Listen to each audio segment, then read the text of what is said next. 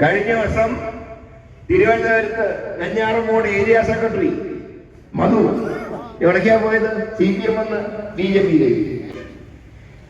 ആലപ്പുഴയില് sitting member, ജില്ലാ പഞ്ചായത്തിലെ sitting member BJPയിലേക്ക്. ഇപ്പൊ മാർക്സിസ്റ്റ് പാർട്ടിയിൽ നിന്ന് BJPയിലേക്ക് പോയപ്പോ ഉടനെ അയാള് സ്ത്രീ വിഷയത്തിൽ കൊടിയെ. അതായത് മാർക്സിസ്റ്റ് പാർട്ടിയുടെ ഉള്ളിൽ പ്രവർത്തിച്ചാൽ സ്ത്രീ വിഷയമൊക്കെ നടത്താമെന്നാണ്. പാലക്കാട് കണ്ടതല്ലേ, രണ്ടുപേരും വന്ന ഒരേ ഭാഷ. നീല ട്രോളിയിൽ പണം കടത്തി എന്ന് പറഞ്ഞിട്ട് ഒരുമിച്ചാ വന്നത് LDFന്റെ സ്ഥാനാർത്ഥി, BJPയുടെ സ്ഥാനാർത്ഥി. രണ്ടുപേരും ഒരുമിച്ച് വന്നു, ആ സഖ്യം ഉണ്ടാക്കി. പക്ഷേ ജനം പൊളിച്ചു കൊടുത്തു. ഇവിടെ സ്ത്രീകളൊക്കെയുള്ള സഭയിലായതുകൊണ്ട് പറയാൻ നിവർത്തിയില്ല. ആ തൊട്ടി മുതല് ഈ സാധാരണ കേസ് വന്നു. ഒരു വിദേശി ആസ്ട്രേലിയ എന്ന് വന്നതാണ്. മൂപ്പര് അടിവസ്ത്രത്തിൽ ആളെ ഭാഷയിൽ അണ്ടർവെയറിൽ കുറെ മയക്കുമരുന്ന് കടത്തി. മയക്കുമരുന്ന് നടത്തി ഇവിടെ കസ്റ്റംസിൽ പിടിച്ചു കഴിഞ്ഞ് അവസാനം കോടതിയിൽ കേസായി. ഞാൻ പറഞ്ഞു, ഇതിനെ നാടൻ ഭാഷയിൽ വേറെ വാക്കുകളൊക്കെ ഉണ്ടെങ്കിലും പരമാവധി പറയാവുന്ന നാടൻ ഭാഷ ഞാൻ പെറുക്കി തരുന്നത്. അപ്പോ ഇത് വാങ്ങിയാണ്, ഇത് കൊടുക്കുന്നതിനേറെ കല്യാണം പെറുക്കിയാണ്. ചുരുക്കി പറഞ്ഞാൽ പെറുക്കിത്തരം മാത്രമേ ഇപ്പൊ കേരളത്തിൽ നടക്കുന്നുള്ളൂ. മറ്റൊരു വികസനവും ഈ കേരളത്തിൽ നടക്കുന്നില്ല. ഞാൻ എനിക്ക് ഉമ്മൻചാണ്ടി സർക്കാരിന്റെ കാലത്ത് ക്ഷീര വികസനം ചൂണ്ടിക്കാണിക്കാനുണ്ട്. ഞാൻ പറയാം, വിഴിഞ്ഞ തുറമുഖം ആരാ കൊണ്ടുവന്ന്? ഞാനന്ന് തലസ്ഥാനത്തിന്റെ MLA. അദ്ദേഹത്തിന്റെ താല്പര്യം മാത്രം കൊണ്ട് ഒരു മത്സ്യത്തൊഴിലാളിക്കും ഒരു പ്രയാസവും ഉണ്ടാക്കാതെ അവരെ വിളിച്ച് ഒരു മേശയുടെ ചുറ്റുമിരുത്തി അവരുടെ പ്രതിനിധികളുമായി ചർച്ച ചെയ്ത് 450 കോടിയുടെ പാക്കേജ് പ്രഖ്യാപിച്ചിട്ടാണ് ഉമ്മൻചാണ്ടി സർക്കാർ വിഴിഞ്ഞം തുറമുഖം ആരംഭിക്കുന്നത്. ഇബ്രാഹിം കുഞ്ഞ് പൊതുമരാമത്ത് മന്ത്രിയായിരുന്നപ്പോഴല്ലേ കരമന ഖലീക്കാവുന്നത്. അപ്പൊ ഹൈടെക് വികസനം മുതൽ സാധാരണക്കാരുടെ വികസനം വരെ ഉമ്മൻചാണ്ടി സർക്കാരിന്റെ കാലത്ത് നടപ്പാക്കിയിരുന്നുവെങ്കിൽ ഇന്ന് ഏത് പദ്ധതിയാണ് ചൂണ്ടിക്കാണിക്കാൻ ആകുന്നത്? നമ്മൾ കൊണ്ടുവന്ന് പൂർത്തിയാക്കാനായ പദ്ധതികൾ ഇതൊക്കെയാണ്. നമ്മുടെ കൊച്ചി മെട്രോനെ കുറിച്ച് ഇടതുപക്ഷക്കാരനായിരുന്ന ജയശങ്കർ ഒരു കമന്റ് പറഞ്ഞത്. അദ്ദേഹം പറഞ്ഞു, റെയില് പണിത് ഉമ്മൻചാണ്ടി, ബോഗി വാങ്ങിയത് ഉമ്മൻചാണ്ടി, റെയിലിന്റെ മേലെ ബോഗി ഓടിച്ച് ആദ്യത്തെ പരീക്ഷ ഓട്ടം നടത്തിയത് ഉമ്മൻചാണ്ടി. അവസാനം 2 വോട്ട് പെയിന്റ് അടിച്ച് ഉദ്ഘാടനം ചെയ്തിട്ടുണ്ടായിരുന്നു. കയ്യിൽ കിട്ടുന്നില്ല. ഇരട്ടിയാക്കിയാണ് 1600 രൂപ. അത് അടക്കാൻ പോയത്. അത് 4 മാസം കുടിശ്ശിക. ഇപ്പൊ 2 മാസത്തേക്ക് കൊടുത്തു കിട്ടുമ്പോൾ 4 മാസം ബാക്കി. ഇതൊക്കെയാണ് സംസ്ഥാനം നടക്കുന്നത്. ഒന്ന്, മന്ത്രിമാർക്ക് ഭരിക്കാൻ നേരമില്ല, മന്ത്രിമാർക്ക് ഭരണമില്ല, മുന്നണിക്ക് അകത്ത് തന്നെ പണതപ്പണക്കുന്നത്. CPI ആണെങ്കിൽ ഏതാണ്ട് ഒരു ഡെയിലി വേജൻസിലാണ് റോഡ് അവർക്ക് മുന്നണിക്കാറുള്ളൂ. നിന്നാൽ ഏതാണ്ട് പണവേല പോലെ അവര് സീറ്റ് ജയിക്കുകയും ചെയ്തു. CPI CPM കൂടെ അവർക്ക് തന്നെ യോജിപ്പത്തിയില്ല. ജാർഖണ്ഡ് 2 പേരും കൂടെ യോജിപ്പത്തിയില്ല. 2 പേരും മത്സരിക്കും. നോട്ടയുടെ പുറകിലായി. അതാണ് ഇന്നത്തെ അവസ്ഥ എന്ന് പറയുന്നത്. ആകെ കേരളം മാത്രമാണ് CPMന് ആകെ മുഖ്യമന്ത്രി. ആ സർക്കാരാണെങ്കിൽ ഇന്ന് കേന്ദ്രത്തിലെ മോഡിക്ക് പഠിച്ചുകൊണ്ടിരിക്കുകയാണ്.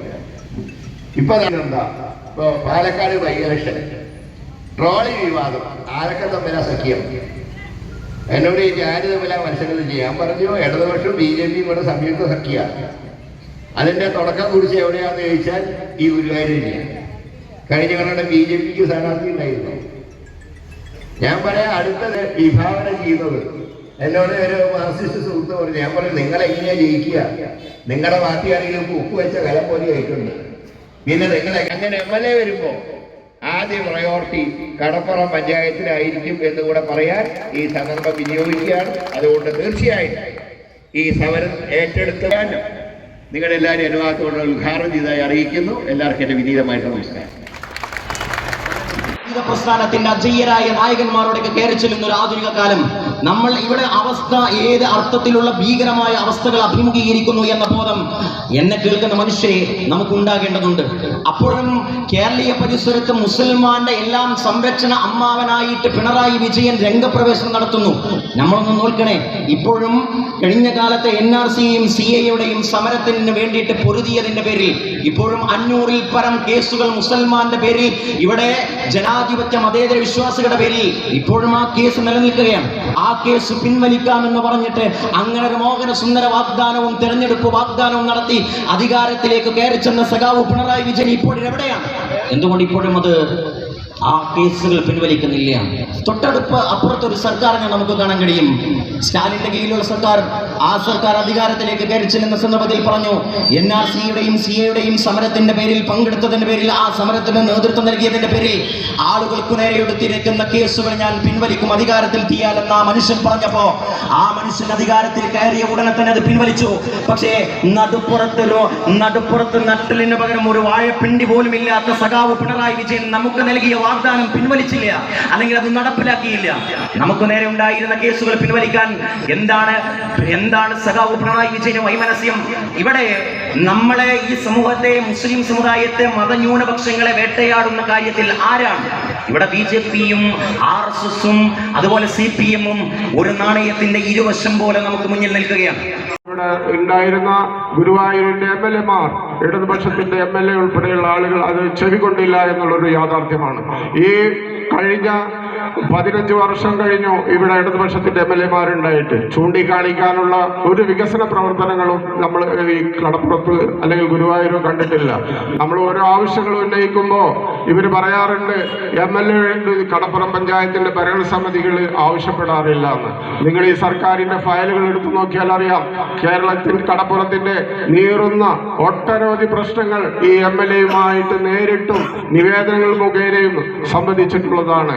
പക്ഷേ ഒരു അനുകൂലമായ നിലപാട് കഴിഞ്ഞ ഇടതുപക്ഷ ഗവൺമെന്റും അവരുടെ ജനപ്രതിനിധികളും സ്വീകരിച്ചിട്ടില്ല. ഇതിനെതിരായിട്ടാണ് ഈ സമരസായാഹ്നങ്ങൾ സംഘടിപ്പിച്ചിട്ടുള്ളത്.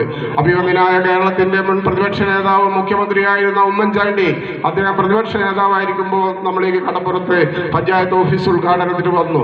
അദ്ദേഹത്തോട് നമ്മൾ നിവേദനം നടത്തിയതിന്റെ അടിസ്ഥാനത്തിലാണ് അന്ന് സുനാമി ഫണ്ട് വന്നപ്പോൾ ഈ കടപ്പുറത്തിന് പ്രത്യേകമായ ഫണ്ട് അനുവദിച്ചു തന്നത്. പക്ഷേ ഈ ഇടതുപക്ഷ ജനാധിപത്യ മുന്നണി ഗവൺമെന്റ് KP രാജേന്ദ്രൻ അദ്ദേഹത്തിന്റെ അധികാരം ഉപയോഗിച്ചുകൊണ്ട് ആ കടൽ ഭിത്തിയുടെ ഫണ്ട് കൊടുങ്ങല്ലൂരിലേക്ക് മാറ്റുകയുണ്ടായത്. അന്ന് പഞ്ചായത്ത് ഭരണസമിതി അംഗങ്ങൾ ഒന്നിച്ച് കേന്ദ്രത്തിന്റെ ഇത് സംബന്ധമായ അന്വേഷണം വന്ന ഉദ്യോഗസ്ഥന്മാരുടെ മുന്നിൽ ചെന്ന് പറഞ്ഞപ്പോൾ അന്ന് KP രാജേന്ദ്രൻ പറഞ്ഞത്, അടുത്ത ഫണ്ട് വരുമ്പോൾ തീർച്ചയായിട്ടും അത് മുഴുവനായി ഞങ്ങൾ ഗുരുവായൂരിലേക്ക് അനുവദിക്കും. ഗുരുവായൂരിൽ ഏറ്റവും കടൽക്ഷോഭ രൂക്ഷമായ സ്ഥലം കടപ്പുറമാണ്, തരുമെന്ന് പറയും. ഇന്ന് വരെ അതിനൊരു പരിഹാരം ഉണ്ടായിട്ടില്ല. എന്തിനേറെ പറയുന്നു, കടപ്പുറത്തെ ഹോട്ട്സ്പോട്ടിൽ ഉൾപ്പെടുത്തണമെന്ന് നിരന്തരമായി നമ്മൾ ആവശ്യപ്പെടുന്നു. അതിന് ചെറുവിരൽ ഇറക്കിയിട്ടില്ല. ഇപ്പൊ പറയുന്നത് കടൽ ഭിത്തി നിർമ്മിക്കാൻ 4 ലക്ഷം രൂപ ഗ്രാമപഞ്ചായത്തിനെ ഏൽപ്പിച്ചിട്ടുണ്ട് എന്ന്. പക്ഷേ നിങ്ങൾക്കറിയാം, ഈ കടൽക്ഷോഭത്തിന് ഈ കടൽ ഭിത്തി കെട്ടാൻ 4 ലക്ഷം രൂപ കൊണ്ട് എന്താണ് ചെയ്യാൻ സാധിക്കുക എന്നുള്ളതാണ് നമുക്കെല്ലാവർക്കും അറിയാം. അപ്പോൾ ഒരു പുതിയ തേങ്ങ എന്ന രീതിയിൽ 4 ലക്ഷം രൂപ ഈ ഗ്രാമപഞ്ചായത്തിനെ ഏൽപ്പിച്ചുകൊണ്ട് സാങ്കേതികമായ മറ്റനുമതികളൊന്നും കൊടുക്കാതെ അതിന് വ്യവസ്ഥകൾ വെച്ചിരിക്കുകയാണ്, ഇന്ന കാര്യത്തിന് ഉപയോഗിക്കണം. അങ്ങനെ നിരന്തരമായി ഈ പ്രദേശത്തെ ജനത്തെ അവഗണിക്കുന്ന ഈ ഗവൺമെന്റിനെതിരായിട്ടുള്ള ഒരു സമരത്തിന്റെ തുടക്കമാണ് ഇവിടെ ഉള്ള ഒരു തെറ്റായ ധാരണ നടത്തിക്കൊണ്ട് ലീഗ് കമ്മിറ്റി നടത്തിയ ഒരു സമരമൊന്നും പങ്കെടുക്കരുതെന്നും ഉദ്യോഗസ്ഥരെ നമ്മൾ ഉപയോഗപ്പെടുത്തി എന്ന് പറഞ്ഞുകൊണ്ട് തെറ്റായ ധാരണകൾ പരത്തിക്കൊണ്ടിരിക്കുകയാണ് മറ്റൊരു വിഭാഗം ആളുകൾ. ഇന്ന് മാറി നിന്നുകൊണ്ട് വളരെ നല്ല രീതിയിൽ പഞ്ചായത്ത് ഭരണസമിതിയുടെ നേതൃത്വത്തിൽ എല്ലാ വിഭാഗക്കാരെയും ഉൾപ്പെട്ടുകൊണ്ട് ഒരു സമര പ്രയാണം തന്നെ നമുക്ക് അവിടെ സംഘടിപ്പിക്കാൻ സാധിച്ചു. നമുക്കറിയാം, അപ്പുറത്തെ ജനതയുടെ ായിട്ടുള്ള ആവശ്യമാണ് കടൽ ഭിത്തി നിർമ്മാണം എന്നത്. PKK ബാബ സാഹിബിന് ശേഷം മറ്റൊരു MLAമാരും ആ ഒരു കാര്യത്തിൽ, അതിൻ്റെ മെയിൻ്റനൻസിൻ്റെ കാര്യത്തിൽ യാതൊരു വക ശ്രദ്ധയും ചെലുത്താത്തത് കൊണ്ട് തന്നെ പൂർണ്ണമായും തകർന്നു കിടക്കുന്നതും മറ്റുമായിട്ട് നമ്മുടെ അഞ്ചങ്ങാടി 9 കിലോമീറ്ററോളം വരുന്ന കടപ്പുറം പഞ്ചായത്തിൻ്റെ ഒരു കടൽ തീരം സംരക്ഷിക്കപ്പെടേണ്ടത് ഏറെ പ്രധാനമാണ്. കടപ്പുറത്തെ ജനതയുടെ ഈ ആവശ്യം നേടിയെടുക്കുന്നതിന് വേണ്ടിയിട്ടുള്ള മുസ്ലിം ലീഗ് കമ്മിറ്റിയുടെ ഈ പോരാട്ടത്തിന് എല്ലാവിധ അഭിവാദ്യങ്ങളും അർപ്പിച്ചുകൊണ്ട് നിർത്തുന്നു. നന്ദി, നമസ്കാരം. നമ്മളിന്ന് കടപ്പുറം പഞ്ചായത്തിൻ്റെ എല്ലാ കാലത്തെയും ഒരാവശ്യം ഉന്നയിച്ചുകൊണ്ട് കടപ്പുറം ജനതയുടെ നിലനിൽപ്പിന് വേണ്ടിയിട്ടുള്ള ഒരു പോരാട്ടത്തിന് വേണ്ടിയുള്ള സമരമാണ് ഇന്നിവിടെ സംഘടിപ്പിച്ചിട്ടുള്ളത്. കടൽക്ഷോഭത്തെ സംബന്ധിച്ച് കടൽക്ഷോഭം വരുന്ന സമയത്ത് ഇവിടെ ഏകദേശം ഒരു 10-18 വർഷക്കാലമായി ആ സമയങ്ങളിൽ എത്തിച്ചേർന്ന് കുറച്ച് ഇറിഗേഷൻ ഡിപ്പാർട്ട്മെൻറ്റിനെയും വിളിച്ചു ചേർത്തുകൊണ്ട് അവരുടെ പോക്കറ്റ് നിറക്കാൻ വേണ്ടിയുള്ള കുറച്ച് കല്ലുകൾ അടിച്ച് ജനങ്ങളുടെ ഇടയിൽ കണ്ണീർ പൊടിയിട്ട് കൊണ്ടുപോകുന്ന ഒരു രാഷ്ട്രീയ പ്രസ്ഥാനമാണ് ഇന്നിവിടെ നമ്മുടെ ഈ നിയോജക മണ്ഡലത്തിൽ പ്രതിനിധീകരിച്ചിരിക്കുന്നത്. സ്റ്റേറ്റ് കൗൺസിൽ അംഗം തെക്കരത്ത് കൈമാറ്റി ആദരവോടെ ക്ഷണിച്ചോളൂ. ബഹുമാനനായ അധ്യക്ഷൻ, ഈ മഹനീയ പരിപാടിയുടെ ഉദ്ഘാടനം ഇവിടെ വേദിയിലിരുന്ന മുസ്ലിം ലീഗിൻ്റെയും UDFിൻ്റെയും നേതാക്കന്മാരെ, പരിപാടിയിൽ പങ്കെടുത്ത നാട്ടുകാരെ, ജനപ്രതിനിധികളെ, ഇന്ന് ഇവിടെ സംഘടിപ്പിച്ച സമരസായാഹ്നം അതിൽ പങ്കെടുത്ത എല്ലാവർക്കും എൻ്റെ സ്വന്തം പേരിലും മുസ്ലിം പാർട്ടിയുടെ പേരിലും നന്ദി രേഖപ്പെടുത്തിക്കൊണ്ട് നിർത്തുന്നു.